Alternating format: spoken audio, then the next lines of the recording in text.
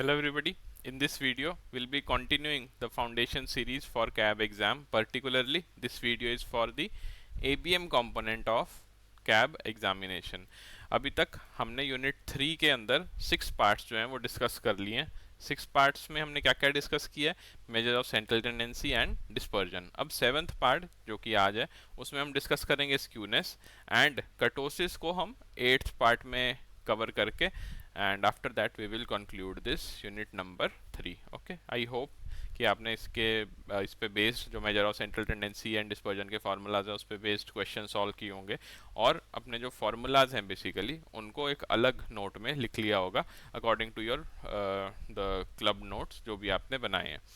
And in order to help you out with this journey of CAB examination, we have come up with the CAB 2024 master course जहाँ पे आपको all the 4 compulsory subjects comprehensively covered मिलेंगे. That is ABM, BFM, ABFM and VRBL. 20+ live classes will be there जो कि आपके start हो जाएंगी first या सेकेंड वीक ऑफ नवंबर में. ओके, जैसे एग्जाम पास में आएगा. 400+ concept classes will be provided जो रिकॉर्डेड फॉर्मेट में रहने वाले हैं videos.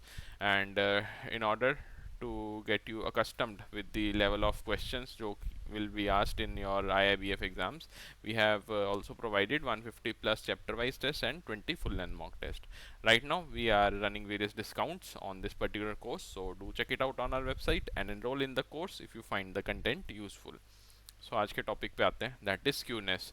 Skewness basically it's the degree of distortion from the symmetrical bell curve और normal distribution. Fine. Normal distribution कौन सी है? ये वाली जो ऑरेंज कर्व दिख रहा है आपको, this is the normal distribution. कि जितना आपका लेफ्ट साइड में डेटा डिस्ट्रीब्यूटेड है, दैट इज दिस वन, उतना ही डिस्ट्रीब्यूशन आपका राइट साइड में. तो इक्वल डिस्ट्रीब्यूशन है एंड इक्वल डिस्ट्रीब्यूशन को हम क्या बोलते हैं? नॉर्मल और सिमेट्रिकल डिस्ट्रीब्यूशन. फाइन. और सबसे इंपॉर्टेंट चीज़ यहाँ पे ये है कि हम कौन से डिस्ट्रीब्यूशन में डिफाइन करते हैं स्क्यूनेस को हमारे सिलेबस के अकॉर्डिंगली. तो प्रोबेबिलिटी डिस्ट्रीब्यूशन जो है उसके अंदर हम यूज़ करते हैं स्क्यूनेस का concept. Fine. Skewness measures the lack of symmetry in the data distribution. अब देखो यहाँ पे तो ये बेल कर्व है और नॉर्मल डिस्ट्रीब्यूशन है, तो यहाँ स्क्यूनेस इज 0 लिखा हुआ है. बट इधर आप दो कर्व देखो, ब्लू वाला और ग्रीन वाला. यहाँ पे क्या लिखा है? It is the positive, it is positive skewness in observed in this particular curve and negative skewness is observed in the green curve. अब ऐसा क्यों है वो हम देख लेते हैं. सबसे पहले आपको ये पता होना चाहिए कि जो स्क्यूनेस है उसको डिफाइन करने के लिए हमारे पास 2 पैरामीटर रहते हैं. सबसे पहला क्या होता है? आपके डेटा पॉइंट्स. तो सबसे ज़्यादा डेटा पॉइंट्स अगर आपने बेल कर्व या फिर कोई भी कर्व अपना स्टडी किया है, then you might have realised कि मैक्सिमम पॉइंट्स कहाँ पे आते हैं? जहाँ पे पीक होता है एक पर्टिकुलर कर्व का. फाइन. और मिनिमम और यू कैन से लेस देन पीक जो है वो कौन से पॉइंट्स होते हैं? वो ये वाले टेल वाले, इसको हम टेल बोलते हैं, जहाँ पे कम पॉइंट्स होते हैं.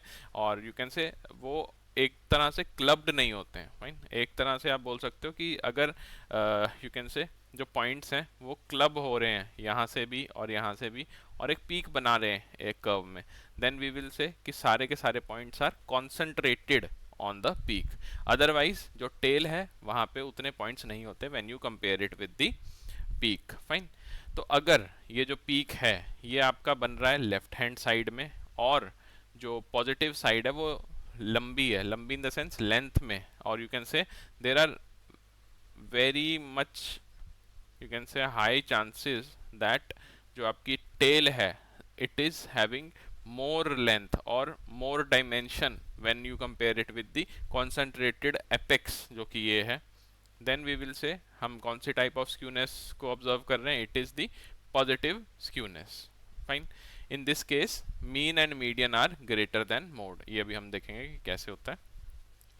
And if the bulk of observation is on the right hand side of mean. Right hand side मतलब यहाँ से अगर आप एक कर्व को देखो, डिफाइन करो, तो right hand side of the mean या फिर जो भी आपने मेजर ऑफ सेंट्रल टेंडेंसी यहाँ पे लिखना है, मोस्टली हम मीन से डिफाइन करते हैं तो डेफिनेशन में मीन ही यूज होएगा.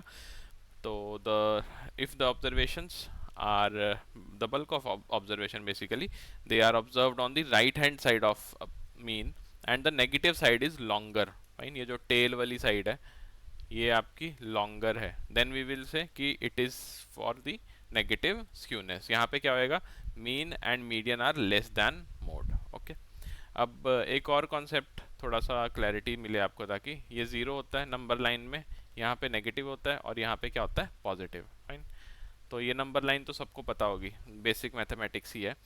तो यहाँ पे अगर हम ये देखें कि पॉजिटिव साइड में अगर टेल है आपकी, पॉजिटिव साइड में अगर टेल है एक पर्टिकुलर ग्राफ की या फिर एक पर्टिकुलर कर्व की, देन वी विल से कि आपके पास कौन से टाइप ऑफ स्क्यूनेस है, it is positive skewness. Fine.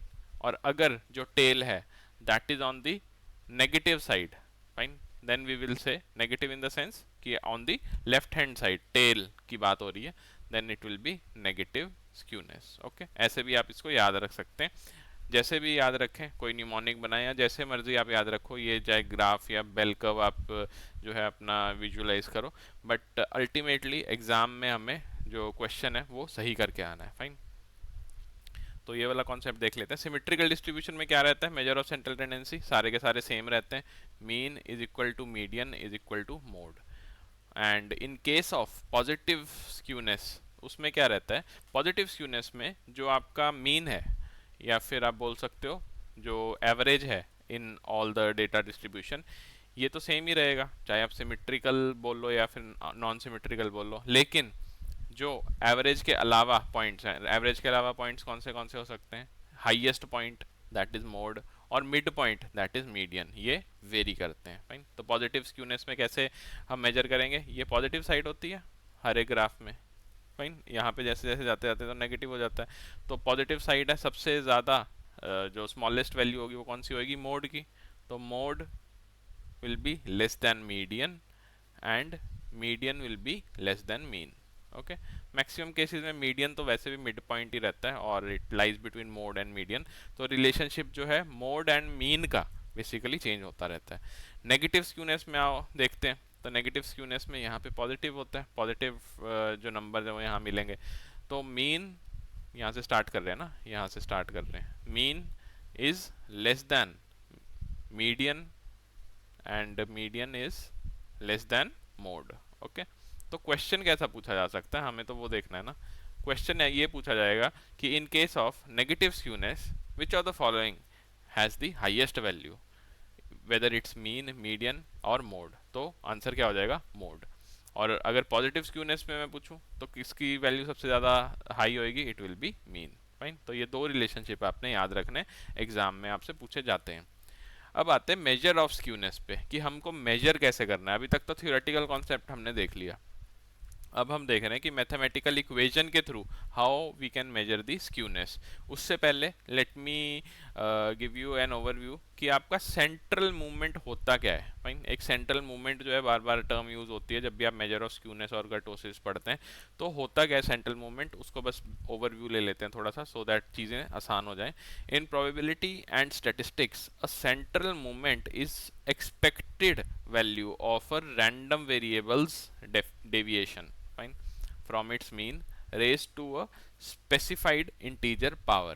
आपने जो याद रखना है वो ये है कि सेंट्रल मूवमेंट बेसिकली क्या होता है, it is an estimation. Fine, it is an estimation और you can say expected value, expected value, expected value किसकी, रैंडम वेरिएबल की। It is the expected value of the random variable जहाँ से वो deviate कर सकता है। फाइन। रैंडम वेरिएबल हमने थ्योरी ऑफ प्रोबेबिलिटी में हम अच्छे से समझेंगे इसको क्या होता है, बट अभी के लिए आपने क्या याद रखना है कि सेंट्रल मूवमेंट जो है it defines the basic only very very basic expected value. सिर्फ आपने एक्सपेक्टेड वैल्यू जो है वो देखनी है, एंड इफ यू नो कि एक्सपेक्टेड वैल्यू क्या होगी then you can easily understand your central movement. Okay, तो फॉर्मूला देख लेते हैं। Karl Pearson measure of skewness जो है it measures the skewness.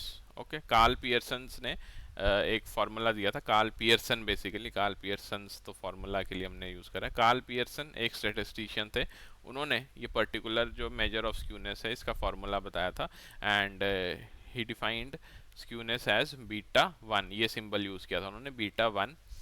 Skewness is equal to the third central movement का square divided by second central movement का cube. तो ये आपने फार्मूला जो है याद रखना है, एंड यहाँ पे जो थर्ड और सेकंड सेंट्रल मूवमेंट है, फर्दर इनके फार्मूलाज भी हैं जो काफ़ी इंपॉर्टेंट है जब हम क्वेश्चन सॉल्व करेंगे। तो सेकंड सेंट्रल मोमेंट का फॉर्मूला क्या होता है, that is the summation f multiply by x minus x bar का square divide by n, where x is the value of, x will be the value which is given as data point and x bar is what, it is the mean. Okay, f क्या होएगा, frequency, the respective frequency which will be provided in the question. और जो third central moment है उसमें क्या हो जाएगा, हमने यहाँ पे सेकंड सेंट्रल मोमेंट स्क्वायर किया था, यहाँ पे हो जाएगा क्यूब.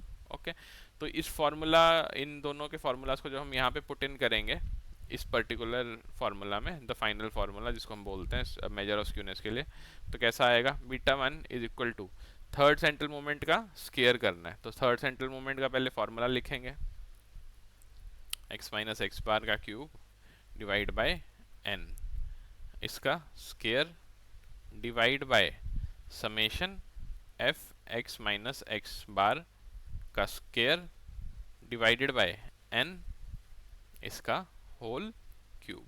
ओके, तो ये चीज़ जो है आपको याद रखनी है. This formula is very very important. बहुत सिंपल क्वेश्चन आते हैं, इसीलिए मैं बोल रहा हूँ that this formula is very important, because low hanging fruits हमें जो है वो प्लक करने ही करने हैं, उसमें से हमने मार्क्स स्कोर करने ही करने हैं. Fine.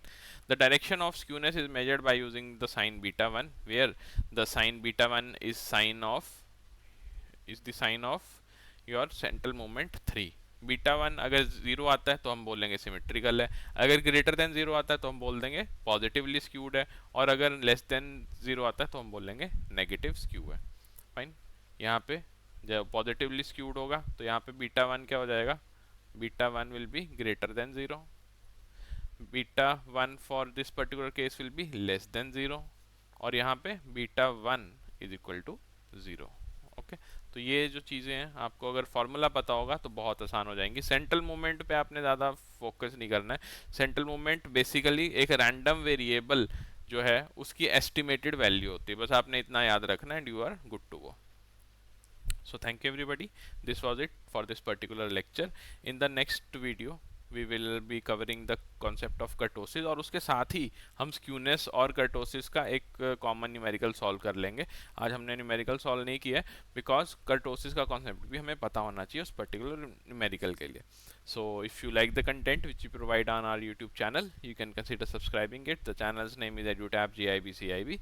If you have any query, then you can drop a mail to us at hello@edutap.co.in telephonically. This is the number where you can contact us.